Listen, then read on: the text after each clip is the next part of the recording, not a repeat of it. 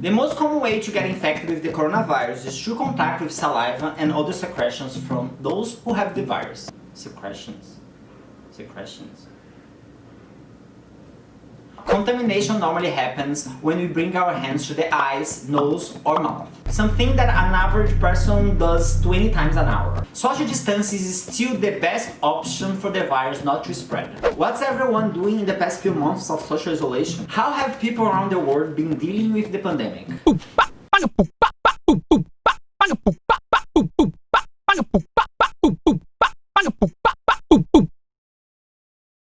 I haven't felt particularly affected by quarantine. It was as if my life was already prepared for social isolation. How is it with you guys? Eu tô em casa, né? Como eu já estava muito antes da pandemia. Comme je disais, j'étais isolée à Montréal, je suis restée chez mes parents. O início do isolamento foi a parte mais difícil, principalmente porque a falta do contato com outras pessoas além da minha família me faz muita falta. Some projects in my profession have been postponed because of COVID. A gente que é trans, nosso isolamento social começa bem antes, né? Porque a própria sociedade acaba nos isolando de muita coisa que deveríamos ter acesso, né? Como estudo e emprego. Thankfully, I'm living with my boyfriend, which helps me a lot. I don't feel lonely. The Canadian government was actually really fast to get on a support system for its citizens. We've got the CERB, or the CERB, or the CERB, the Canadian Emergency Relief Benefit. I am staying socially isolated with my fiance in our apartment. I work from home now, so we've been here the whole time. They had that implemented very early on in the month of April, and I'm appreciative of it. It got me through the quarantine. I definitely needed it, and I'm grateful. Je suis restée chez mes parents, dans une maison, ce qui était assez agréable, avec un jardin. Donc j'étais pas seule, j'étais avec mes parents. On était 3. So I'm staying socially isolated in my home here. I live in an apartment by myself with my dog. It's just her and I and our dog. I also have my cat is right here. Eu moro com a minha avó e com a minha cachorra. Who has been my absolute savior. Is trying to get some affection. Moscow went into a complete lockdown, where in general people weren't allowed to leave their homes except to go to a supermarket or to a pharmacy.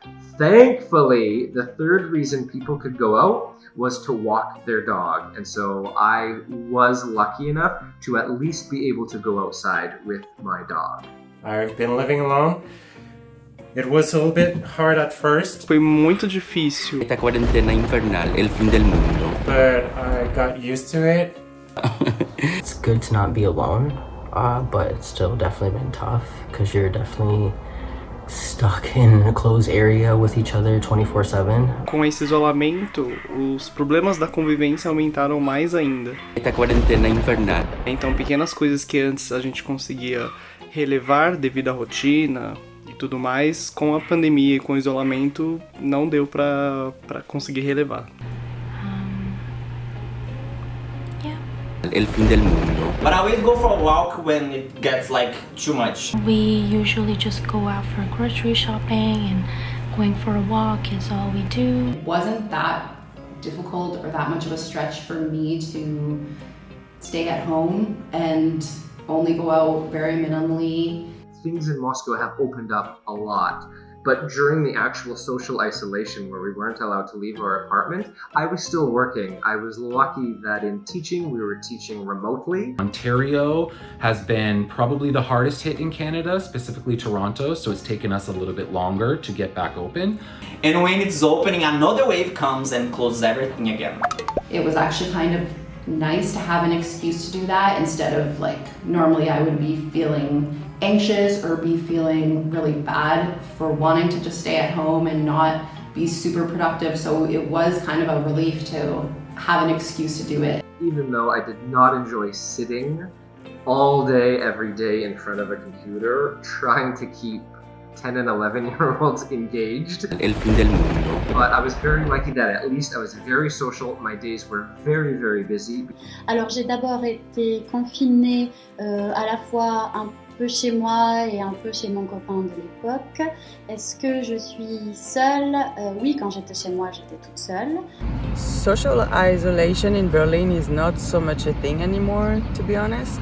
I've been quarantining with my boyfriend, which has definitely, I think, been really nice for me to have, you know, someone to be social with and close with. But as I said, isolation was never a big problem for me.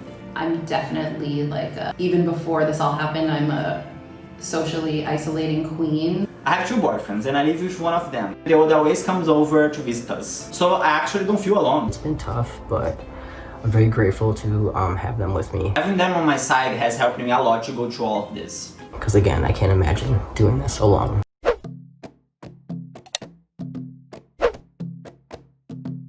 It would be interesting to know how the social isolation of those watching this video began. Let us know by leaving a comment below. And if you enjoyed this video, don't forget to like, share with your friends, and give them some love.